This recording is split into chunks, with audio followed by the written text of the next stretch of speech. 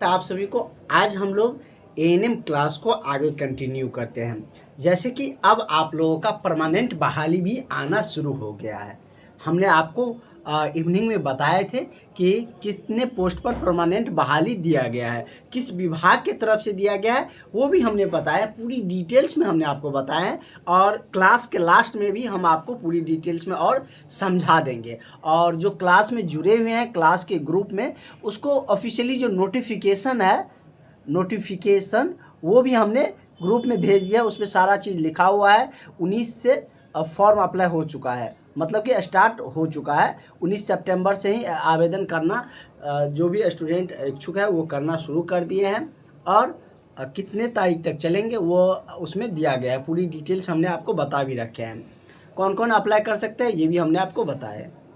तो चलिए आज अभी जो हम लोग का क्लास है पहले उसको देख लेते हैं, उसके बाद हम लोग क्वेश्चन करेंगे। और जो उस ग्रुप में नहीं जुड़े हैं इस नंबर पर कॉल करके जुड़ जाइएगा। आपका कोई भी वैकेंसी आएगा आपसे मिस नहीं होगा, चाहे केंद्र सरकार का हो, बिहार सरकार का हो, रेलवे में दिया जाए, आपका किसी भी डिपार्टमेंट में एएनएम का वैकेंसी आएंगे तो वो आपका बताया जाएगा। आपको पूरी डिटेल्स में आपको बताया जाएंगे उस ग्रुप में। इस ग्रुप में जुड़ने पर आपको सारी इन्फॉर्मेशन मिलते हैं। तो अभी तक नहीं जुड़े हैं तो जुड़ जाइएगा। क्लास नोट्स तो मिलते हैं, 2 टाइम क्लासेज अभी हो रहे हैं, नोट्स भी मिलेंगे। उसके बाद आपको जो भी इन्फॉर्मेशन आते हैं वो भी मिलते हैं। फिलहाल हम लोग 5006 पोस्टों के लिए बढ़ रहे हैं और बीटीएससी देने वाले हैं। तो ये तो कवर सिलेबस तो एएनएम का दो सबके लिए सेम रहता है, सिर्फ इसमें नॉन टेक्निकल ऐड है तो वो हम मॉर्निंग के क्लास में करवा देते हैं। चलिए क्वेश्चन क्या है, बहुत ही शानदार टॉपिक है, primary health care. Easy topic है, क्वेश्चन भी इजी आते हैं, इसलिए आपको इस टॉपिक को बहुत ही ध्यान से समझना है और एक बार क्लास में पूरा आपका चीज़ें क्लियर हो जाना चाहिए, जिससे कि आपको कोई भी डाउट्स न रहे। क्योंकि आसान है, इसको एक ही बार में आपको क्लियर कर लेना है। ये आपको पीडीएफ मिला हुआ है, जो भी क्लास में जुड़े हैं वहाँ से आपको रिवाइज करना है। क्वेश्चन क्या कर रहा है कि श्वसन प्रक्रिया के दौरान क्या होता है। श्वसन प्रक्रिया जिसको हम क्या कहते हैं, रेस्पिरेशन कह सकते हैं। रेस्पिरेशन जो सांस लेते हैं ना हम लोग, तो उसी को ना श्वसन प्रक्रिया कहते हैं। तो सांस क्या चीज़ से लेते हैं आप लोग, तो हम सब क्या चीज़ से सांस लेते हैं, तो आप कह सकते हैं कि सांस लेने के बहुत सारे मार्ग हैं। ये नहीं कि हम कह सकते हैं कि सिर्फ हम नाक से लेते हैं।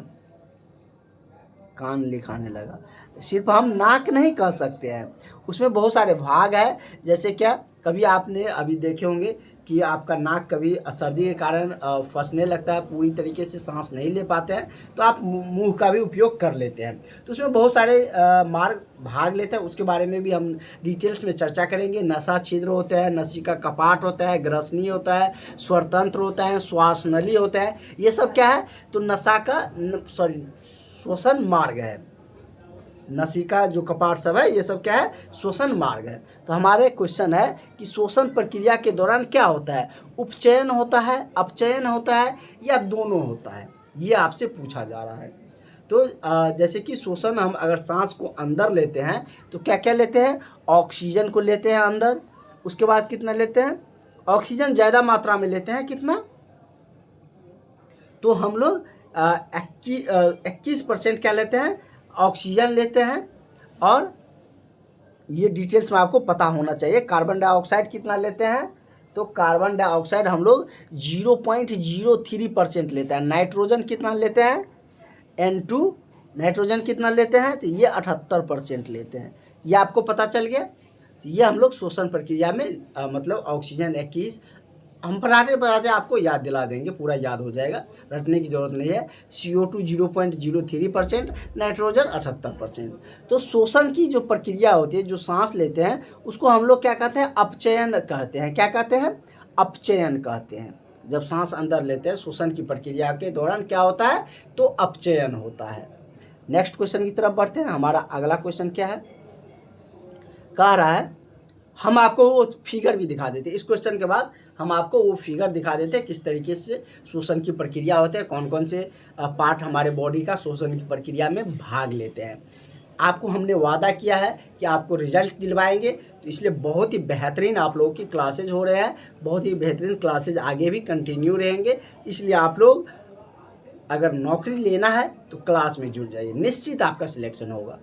और अभी दुर्गा पूजा का ऑफ़र भी चल रहा है, क्या चीज़ में, फ़ी में डिस्काउंट है। तो ज़रूर आप लोग आज तो बहुत सारे स्टूडेंट ज्वाइन किए, कल भी ऑफ़र है, दुर्गा पूजा तक ऑफ़र है, तो आप लोग ज़रूर ज्वाइन कर लीजिएगा। नया टॉपिक भी शुरू हुआ है, कह रहे कि एम्फीसीमा एक शोषण विकार है जो होता है, किस कारण से होता है। जो एम्फीसीमा है एक शोषण का विकार है, जो शोषण प्रक्रिया है उसका एक विकार माना जाता है, दोष माना जाता है। तो वो किस कारण से होते हैं, ये आपसे पूछने का मतलब है कि शराब के सेवन से, धूम्रपान करने से, या क्या है आपका दूषित वायु लेने से। क्या कि पर्यावरण भी तो दूषित होता है। आप जैसे किसी शहर में जाइएगा, जैसे दूषित शहर में जाइएगा तो वहाँ पर क्या होता है कि आप सांस लीजिएगा तो दूषित वातावरण आपके अंदर जाएगा। वही अगर ग्रामीण क्षेत्र में है आप, तो वहाँ पर आपको स्वच्छ वातावरण मिलते हैं। तो वही आपसे पूछा जा रहा है कि एम्फीसीमा एक शोषण का विकार है जो किस कारण से होता है, या दूषित पानी से होता है, किसके कारण होता है, तो ये धूम्रपान करने से होता है। किससे, धूम्रपान करने से शोषण संबंधित बहुत सारी दोषें होती है, जिसमें एक क्या है, एम्फीसीमा भी है। ठीक है, तो आपको समझ में आ गया। धूम्रपान आप लोग को पहले से भी पता है कि यही आंसर होते। धूम्रपान से शोषण संबंधित आता है ना समस्या, जैसे कोई बीड़ी पी रहा होता है तो उसको दम्या का शिकायत, इस तरीके से वो सब भी क्या, दम्मा, ये सब शोषण का ही विकार है, ये सब होने लगती है। तो क्या करने से, तो धूम्रपान करने से, सिगरेट पीना, बीड़ी, ये सब क्या है, धूम्रपान का ही है। तो इसका आंसर आप लोग वैसे भी सोच भी सकते थे। ठीक है, तो चलिए अगला क्वेश्चन हम लोग करते हैं। हाँ, आपको वो फिगर दिखा देते हैं, जो फिगर की हमने बात किए थे, शोषण प्रक्रिया किस तरीके से होता है, कौन बॉडी का कौन कौन से पार्ट शोषण की प्रक्रिया में भाग लेते हैं, उसके बारे में विथ फिगर हम लोग समझ लेते हैं। वो फिगर हम आपको क्लास के ग्रुप में भेज देंगे। ये शोषण प्रणाली का यहाँ पर सारा डिटेल्स दिया गया है, और जो डिटेल्स होंगे वो आप लोग, इसमें बहुत सारी चीज़ दिया गया है, कहाँ पर क्या लगा हुआ है, तो वो हम आपको क्लास के ग्रुप में भी सेंड कर देंगे। जैसे क्या है, शोषण प्रणाली में मतलब क्या क्या है, नाक का गुहा, उसके बाद नथुनी जो कहते हैं, ये कंठनली है जो कि इस मार्ग से जाते हैं, मुंह का गुहा, तो ग्रसनी है, ये सब क्या है, तो ग्रसनी सब क्या है, शोषण का ही क्या है, शोषण मार्ग का एक भाग है ये सब। तो इसके बारे में और भी हम आपको नोट्स भी बनाकर दे देंगे, कौन कौन सा उसका शोषण की प्रक्रिया का भाग है। ये हम आपको क्लास जो ग्रुप है क्लास का, जो पेड वाला ग्रुप है उसमें हम सेंड कर देंगे। ठीक है, तो एक जनरल ग्रुप भी है, उसमें ऐसे आपको इन्फॉर्मेशन के लिए रखे रहते हैं, लेकिन ये सब नोट्स सब ये सब पेड क्लास ग्रुप में ही सेंड होते हैं। ये आपने पिछले क्वेश्चन में देखे कि एम्फीसीमा रोग किस कारण से होते हैं, यहाँ पर क्वेश्चन बदल गया, कह रहे कि एम्फीसीमा रोग में कौन सा अंग प्रभावित होता है। तो ये तो हम देख लिए कि एम्फीसीमा जो शोषण के प्रक्रिया के एक मतलब कि उससे संबंधित रोग है, ये धूम्रपान करने से होता है, ये हमने पिछले क्वेश्चन में ही समझ लिए। और यहाँ पर कह रहा है कि उससे कौन से अंग प्रभावित हो जाते हैं। तो चलिए ऑप्शन की तरफ बढ़ते हैं। ऑप्शन में क्या दिया है कि श्वास नली प्रभावित होता है, दूसरा है ग्रसनी, तीसरा है वायुकोश, चौथा है फेफड़ा। तो कौन सा अंग प्रभावित होता है, तो इससे वायुकोश प्रभावित हो जाता है। क्या हो जाता है, वायुकोश इससे क्या होते हैं, प्रभावित होते हैं। तो करेक्ट आंसर क्या हो जाएगा, जो कि क्या है, एक शोषण का मार्ग है। क्या है ये, एक आपको शोषण का मार्ग कह सकते हैं। ये क्या है, शोषण का मार्ग है, सांस लेते हैं उसका मार्ग है। ठीक है, क्योंकि हमारा ऑक्सीजन तो हमारे पूरे बॉडी में चाहिए ना, वायु मतलब कि ब्लड के साथ ऑक्सीजन चाहिए, पूरे बॉडी में ऑक्सीजन चाहिए। तो वो ऑक्सीजन पहुँचेगा कैसे, तो शोषण मार्ग रहेगा, उसी माध्यम से न पहुँच पाएगा। तो यही क्या हो जाता है, प्रभावित हो जाता है। किससे, तो एम्फीसीमा रोग के कारण। एम्फीसीमा रोग किस कारण से होते हैं, पिछले क्वेश्चन में हमने देख लिए हैं। इस तरीके से सारे क्वेश्चन को हम रिलेट करके आपको बताएंगे, जिससे आपको कोई दिक्कत नहीं होंगे। नया टॉपिक स्टार्ट हुए हैं, नए एनर्जी के साथ नए तरीक़ा से आपको समझाएंगे। इसलिए आप लोग अगर नहीं जुड़े हैं, जो भी क्लास में जुड़ जाइएगा। अभी आप लोगों के लिए दुर्गा पूजा का ऑफर चल रहे हैं। तो चलिए, ये क्वेश्चन क्या कह रहा है, कह रहा है कि कौन सा अंग अपूरा झिल्ली से घिरा रहता है। कह रहा है कौन सा अंग है जो सॉरी प्लूरा है, पूरा नहीं है, प्लूरा झिल्ली से घिरा रहता है। ऑप्शन ए क्या दिया गया है, वायुकोश, ये क्या है, श्वसनिका, फेफड़ा, श्वास नली। तो कौन सा अंग ऐसा है जो प्लूरा नामक झिल्ली से घिरा रहता है, तो कौन सा अंग है, तो फेफड़ा। फेफड़ा क्या चीज से घिरा रहता है, तो प्लूरा नामक झिल्ली से घिरा रहता है। तो करेक्ट आंसर आपका ऑप्शन नंबर क्या हो जाएगा, सी आपका सही आंसर हो जाएगा। आगे बढ़ते हैं, नेक्स्ट क्वेश्चन करते हैं। ये क्वेश्चन अगर आप बता सकते हैं तो आंसर करिएगा, जबकि हमने आपको स्टार्टिंग में ही इसके बारे में डिटेल में बता दिया है, तो सभी स्टूडेंट इसका आंसर करिएगा, क्योंकि हमने स्टार्टिंग में बता दिए थे इसको, इस क्वेश्चन का थोड़ा सा डिटेल्स, थोड़ा सा झलक हमने बताए थे वहाँ पे। कहा क्या रहा है क्वेश्चन कि शोषण में, शोषण से संबंधित सही कथन कौन सा है। जब आप सांस लेते हैं, शोषण मतलब क्या, सांस लेना, निःशोषण मतलब क्या, निःशोषण मतलब सांस को निकालना। तो कर रहा है इंग्लिश में जिसको क्या कहते हैं, शोषण को हम लोग अगर हम सांस अंदर लेते हैं तो उसको इंस्पिरेशन कहते हैं, अगर बाहर लेते हैं तो एक्सपिरेशन कहते हैं। तो अगर शोषण में हम बात करें, पहला ऑप्शन है कि हम ऑक्सीजन को ग्रहण करते हैं, ठीक है। दूसरा है CO2 को निकाल देते हैं। तीसरा ऑप्शन क्या है कि यह सजीवों में होता है। चौथा है कि तीनों सही है। तो सभी स्टूडेंट बताइएगा कि क्या होगा, कमेंट फटाफट करिएगा, ज़्यादा समय नहीं लेना है। हम तब तक एक चीज़ आपको बता देते हैं। देखिए, हम जब सांस लेते हैं श्वसन के द्वारा, एक मिनट रुक जाइए, श्वसन के दौरान हम लोग क्या करते हैं, तो ऑक्सीजन लेते हैं, कितना परसेंट, 21%। CO2 कितना लेते हैं, 0.03%। उसके बाद ये CO2 है, CO2, N2 नाइट्रोजन कितना लेते हैं, सबसे ज़्यादा 78%, ठीक है। लेकिन वही छोड़ते समय क्या हो जाता है, थोड़ा सा चेंजेज हो जाता है। 21% जो हम ऑक्सीजन लिए हैं ना, उसके जगह पे हम छोड़ते समय कुछ ऑक्सीजन, 4% ऑक्सीजन रख लेते हैं, हम लोग मात्र 17% ऑक्सीजन को छोड़ते हैं। कितना, तो 17% ऑक्सीजन छोड़ते हैं, और जो रखे थे उसमें हम उसके बदले में कार्बन डाइऑक्साइड ज़्यादा छोड़ देते हैं। इसलिए ना हम कहा जाता है कि मनुष्य कार्बन डाइऑक्साइड छोड़ता है और पेड़ पौधे ऑक्सीजन को क्या करता है, ऑक्सीजन पेड़ पौधे छोड़ता है, हम लोग कार्बन डाइऑक्साइड छोड़ते हैं। ऐसा नहीं है कि पेड़ पौधे ऑक्सीजन लेता नहीं, वो भी लेता है, लेकिन ज़्यादा मात्रा में वो ऑक्सीजन छोड़ता है। हम लोग मतलब कि ऑक्सीजन रख लेते हैं सारा और कार्बन डाइऑक्साइड ज़्यादा छोड़ देते हैं। नाइट्रोजन उतना ही, नाइट्रोजन जितना अंदर जाता है उसका उतना अंदर में रह जाता है, उसको हम लोग शोषण के द्वारा बाहर नहीं निकालते हैं, ठीक है। तो ये अपरिवर्तित रहते हैं। तो ये आप समझ गए। या आप लोग इस तरीके से चार्ट भी बना सकते हैं, इस तरीके से चार्ट बना लीजिएगा कि शोषण में क्या होता है, हम बना ही देते हैं। शोषण में क्या होता है, ऐसे हम भेज भी देंगे आपको। और निःशोषण या सांस निकालते समय अपने भाषा में जो भी आपको कंफर्टेबल हो समझने में, निःशोषण मतलब सांस छोड़ने में, ये भी लिख सकते हैं कि सांस छोड़ते समय किसका कितना मात्रा होता है, हम निःशोषण लिख देते हैं। आप लोग अपना भाषा में भी लिख सकते हैं निःशोषण। इसमें हम लोग ऑक्सीजन कितना लेते हैं, O2 21%, CO2 0. ऐसे हम नोट्स प्रोवाइड कर देंगे। N2 78%। छोड़ते समय क्या करते हैं, O2 हम 17% छोड़ते हैं, और CO2 ज़्यादा छोड़ देते हैं, कितना, तो CO2 4% छोड़ते हैं। नाइट्रोजन उतना ही रहता है, 78% छोड़ते समय भी उतना ही रहता है। वहाँ पे हमने आपको बता दिए थे, रख लिए नहीं, नाइट्रोजन अप्रवर्तित रहता है, मतलब जितना लेते हैं उतना ही हम लोग निःशोषण मतलब निकाल भी देते हैं, ठीक है। ये करेक्ट है, वहाँ पे हमको बोलने में थोड़ा सा गलती हो गया होगा। तो ये आप लोग बना मतलब कि चार्ट टाइप में भी बना लग सकते हैं याद रखने के लिए। वैसे हम प्रोवाइड कर देंगे आपको नोट्स में, अगर नहीं होगा तो हम प्रोवाइड कर देंगे।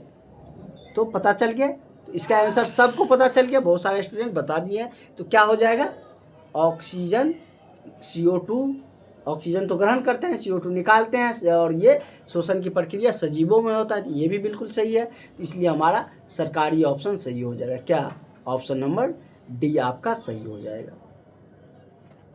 चलिए और क्वेश्चन करते हैं। पूरा आप लोग क्लास करिए लास्ट तक, आपको सारी चीज़ समझ में आएगा। कोई डाउट रहता है तो पूछ भी सकते हैं। चलिए अगला क्वेश्चन क्या है, अगर आपको पता है तो आंसर कर सकते हैं। क्वेश्चन कह रहा है कि श्वसन का नियंत्रण कौन सा अंग करता है, मतलब कि कौन सा अंग उस पर नियंत्रण करता है। मतलब कि सांस का कितना देर लेना है, कैसे छोड़ना है, और कभी हम दौड़ते हैं तो उस समय हमें जल्दी जल्दी सांस लेना रहता है, अधिक मात्रा में सांस की ज़रूरत पड़ती है, तो ये सब नियंत्रण कौन करता है, ये आपने कभी सोचा है? ऐसे तो आप लोग को थोड़ा बहुत स्टूडेंट को पता भी होगा। जैसे कि ऑप्शन दिया है कि मेड्यूला ऑब्लांगेटा, दूसरा है अग्रमस्तिष्क, और तीसरा क्या है प्रमस्तिष्क, चौथा क्या है अनुमस्तिष्क। कौन सा ऐसा भाग है जो श्वसन की प्रक्रिया को नियंत्रण करता है या श्वसन का नियंत्रण करता है, कौन सा अंग है? तो मेड्यूला ऑब्लांगेटा इसको नियंत्रण करता है। तो करेक्ट आंसर क्या हो जाएगा? ऑप्शन नंबर आपका ए हो जाएगा। ये फिगर में जो हम आपको प्रोवाइड करेंगे उसमें आपको बताया गया है कहाँ पर कौन सा भाग है, और भी डिटेल्स में आएंगे इसके बारे में, तो वहाँ पर भी हम लोग मस्तिष्क के पार्ट के बारे में और भी डिटेल्स में जानेंगे, हड्डी के बारे में भी जानने वाले हैं। तो आप लोग हड़बड़ाइए नहीं, सारा टॉपिक होगा, इसलिए तो हम आपको टॉपिक वाइज पढ़ा रहे हैं। जो भी सब्जेक्ट पढ़ाते हैं टॉपिक वाइज क्लासेज आपका चल रहा है, चाहे वो एएनएम का टॉपिक हो या आपका नॉन टेक्निकल में जो कि मैथ, रीजनिंग, जीके, जीएस का हो, सबका टॉपिक वाइज चलता है। कल आप लोगों का अगर जीके का क्लासेज होंगे तो बहुत इम्पोर्टेंट टॉपिक होंगे। क्या होगा?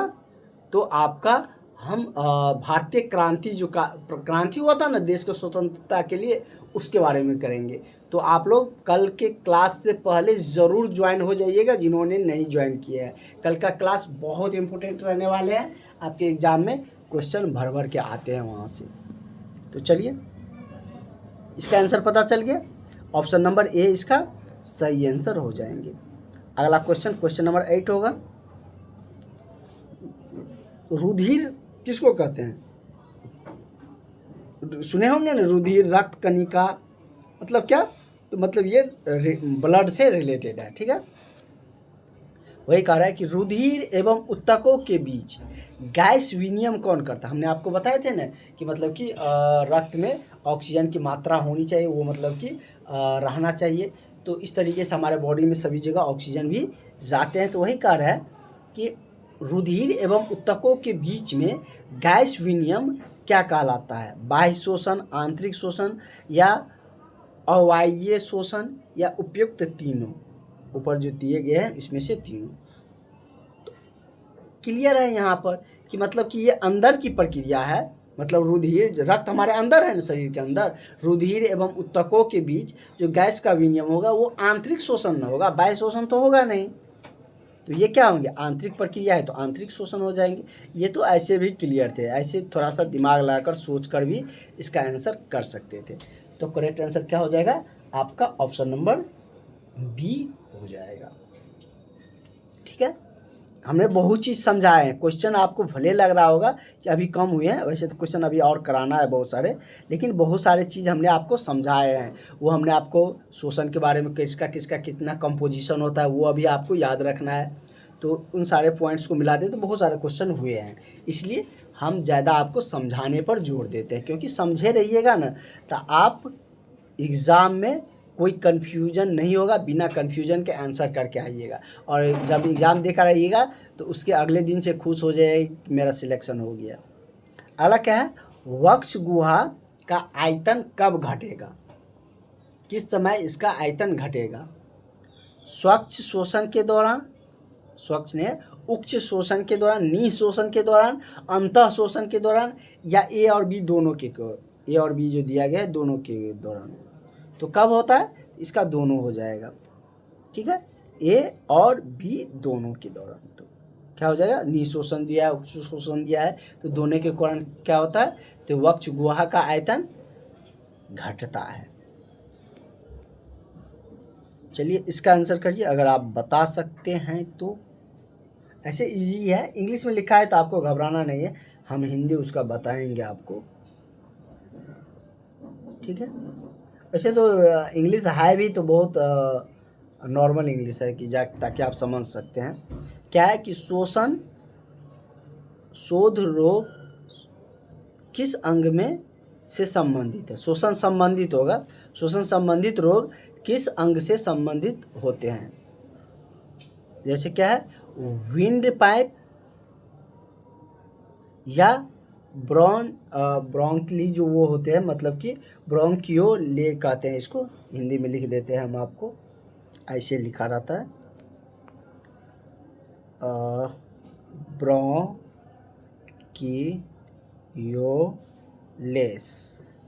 ये हम आपको फिगर से एक बार समझाएंगे, इसकी के कारण आप लोग देखते होंगे। जैसे क्या है कि मतलब कि श्वसन मार्ग है ना, उससे ऐसे निकला रहता है, जैसे कि ये श्वसन मार्ग हो गया, इसके तरीके से, इस तरीके से ब्रांच वह निकला रहता है इस तरीके से, और यहाँ पर ऐसे गोला गोला बना रहता है, ऐसे यहाँ पर गोला गोला बना रहता है। तो ये जो आपका ये जो है, ये ब्रांच टाइप का जो निकला गया है, इसी को कहते हैं ब्रोंकियोलेस। ठीक है, तो ये समझिए। और ये जो गोला गोला है बना रहा था, इसको क्या कहते हैं? तो एलुवियल कहते हैं इसको, जो कि मतलब कि इस सब के कारण जो दमा संबंधित जो रोग होते हैं, इनसे आपको देखने को मिलेंगे, वो हम आपको बताएंगे। ठीक है, हिंदी में वायु कोष्ठ कहते हैं। तो क्या हो जाएगा इसका करेक्ट आंसर? आपका ऑप्शन नंबर डी हो जाएगा। क्या?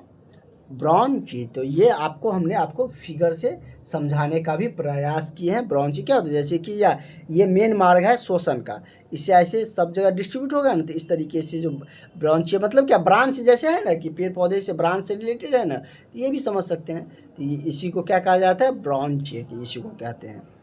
तो correct answer option number D हो जाएगा। अच्छा, चलिए इसका क्वेश्चन का आंसर करिए। ये तो बहुत आसान होंगे आप लोगों के लिए, इसका आंसर तो कर ही सकते हैं। जो भी स्टूडेंट है वो करने का प्रयास करिए, हो जाएगा आप सबसे। क्या कह रहा है क्वेश्चन कि मुख्यतः शोषण के प्रकार कितने हैं? तो चलिए इसमें क्या क्या शोषण है, बाह्य शोषण, आंतरिक शोषण, या उपयुक्त दोनों, या इनमें से कोई नहीं। कौन कौन शोषण होते हैं? तो बाह्य शोषण भी होता है और आंतरिक शोषण भी होता है। तो क्या हो जाएगा? दोनों सही हो जाएगा। तो इसमें तो ज़्यादा बताने की ज़रूरत नहीं है, ये तो आप खुद से भी आंसर कर सकते थे। तो मुख्यतः अगर हम बात करें, मुख्यतः मेनली जिसको कहते हैं, तो वो दो होता है। क्या? एक बाह्य शोषण होता है, एक आंतरिक शोषण होता है। जैसे क्या, आपके बॉडी से जैसे पसीना निकलता है ना, वो सब इसी के पार्ट्स में माने जाते हैं। चलिए ये क्वेश्चन क्या कह रहा है, इसका आंसर करिए। नया टॉपिक है तो बहुत फर्स्ट दिन बहुत ज़्यादा क्वेश्चन कराएंगे नहीं, अगला दिन से ढेर सारा क्वेश्चन होगा। अगला है कि निःशोषण प्रक्रिया के दौरान क्या नहीं होगा? फेफड़े का आयतन नहीं मतलब घटेगा, मतलब कि फेफड़े का आयतन घटेगा, या डायफ्राम शिथिल होगा, या वायु श्वास नली से बाहर निकलेगा, या श्वास नली सिकुड़ जाएगी। तो क्या होगा, यह आपसे पूछा जा रहा है। तो निःशोषण क्या करिएगा? अगर आप सांस छोड़िएगा, ऐसे निःशोषण से नहीं पता चल रहा है, हमने आपको बताए थे ना वहाँ पर कि मतलब कि ब्रीथिंग, जब सांस लेते हैं, ब्रीथिंग मतलब क्या, सांस लेते हैं, उसको दो पार्ट में रखा गया है। सांस जैसे आप लेते हैं ना, ब्रीथिंग करते हैं, सांस लेते हैं, तो कैसे, एक होता है निःशोषण। क्या होता है? एक को कहते हैं निःशोषण, निःशोषण डिटेल्स में आपको समझा रहे हैं। इसको क्या कहते हैं? निःशोषण, मतलब जैसे पूर्ण विराम रहेगा, निःशोषण। अगर पूर्ण विराम दिया गया है तो वह क्या है, मतलब सांस छोड़ रहा है। ये क्या कर रहा है? सांस ले रहा है। नी मतलब क्या, अंदर, नी मतलब अंदर ले रहा है, और नी कर रहा है मतलब क्या, बाहर छोड़ रहा है। निःशोषण रहेगा तो सांस ले रहा है, पूर्ण विराम लगा है, निःशोषण हो गया तो सांस छोड़ रहा है। अब तो क्लियर हो गया। तो वही क्वेश्चन है कि निःशोषण प्रक्रिया के दौरान क्या नहीं होगा, ये पूछ रहा है। ये नहीं पूछ रहा है कि क्या होगा, कह रहा है कि क्या नहीं होगा। तो क्या नहीं होगा? तो अगर हम सांस, अगर हम निःशोषण करते हैं तो ऐसा तो है नहीं कि श्वास नली सिकुड़ जाएगा, ये तो नहीं ना होगा। तो ये आपका क्या हो जाएगा, करेक्ट हो जाएगा। फेफड़ा का आयतन तो घटेगा, अगर सांस छोड़िएगा तो कुछ न कुछ थोड़ा मात्रा तो बाहर निकलेंगे, तो आयतन तो थोड़ा सा घटेगा। डायफ्राम शिथिल होंगे, ये भी सही है। और वायु श्वास नली से बाहर निकलेगा, ये भी सही है। सांस छोड़िएगा तो निकलेगा ही, लेकिन श्वास नली सिकुड़ जाएगी, ये नहीं होगा। और यही आपको खोजना था कि निःशोषण के दौरान क्या नहीं होगा। निःशोषण है क्या, ये हमने आपको बहुत ही सिंपल भाषा में समझा दिए। क्या? सांस छोड़ने की प्रक्रिया। अगर सांस हम अंदर लेते हैं तो उसको निःशोषण कहते हैं, अगर सांस बाहर छोड़ते हैं तो उसको हम निःशोषण कहते हैं। ठीक है। और कहने का ये भी तात्पर्य है कि अगर हम सांस लेते हैं ना जितनी मात्रा में, उतने ही मात्रा में हम लोग सांस छोड़ते हैं। थोड़ा बहुत मात्रा का डिफरेंस रहते हैं। अगर हम ऑक्सीजन, देखिए मात्रा छोड़ते उतने हैं, कहिएगा कि सर हम तो 21% ऑक्सीजन लिए थे, छोड़े थे 17%, तो मात्रा उतना ही कैसे रहा? तो आपने कार्बन डाइऑक्साइड तो लिए थे 0.03% और छोड़ दिए 4%, तो 4% हम यहाँ मैनेज हुआ तो यहाँ पर ये चला गया ना। यही कहा जाता है कि अगर आप जितना सांस लेते हैं उतना ही सांस मतलब कि छोड़ते भी हैं।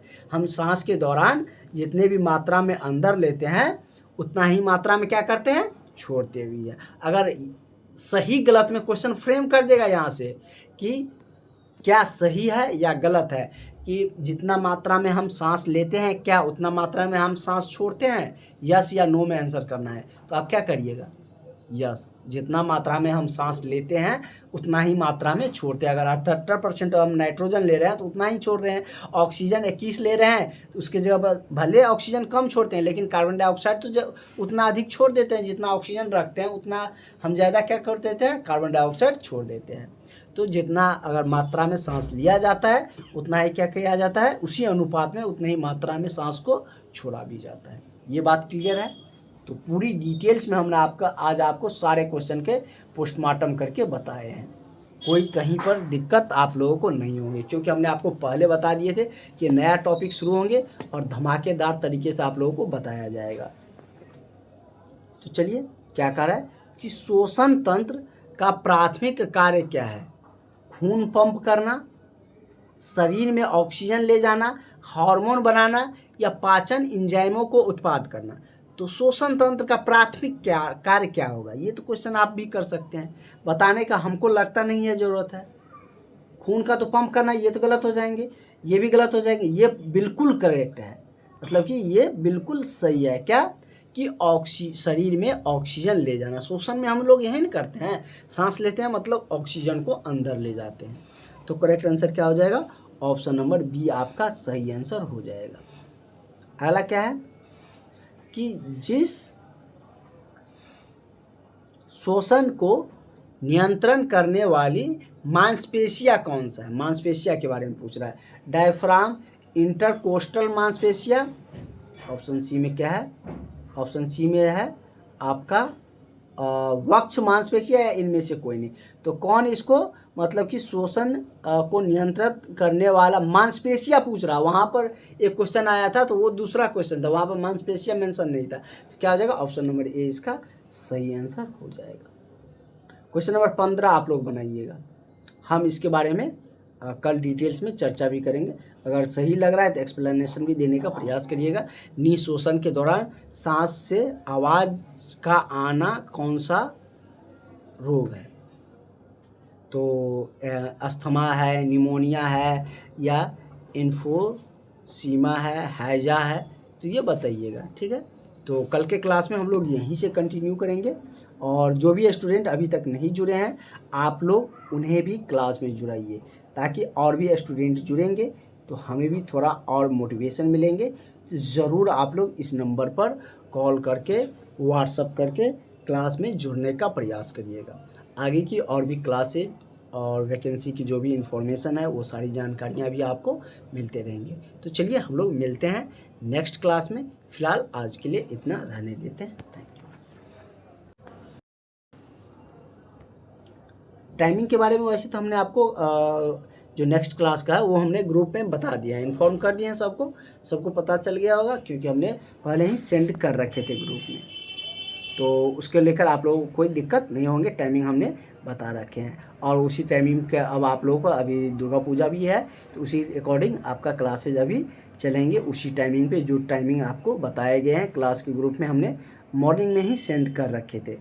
ठीक है, तो नेक्स्ट क्लास में और इससे आगे के क्वेश्चन पे चर्चा किए जाएंगे।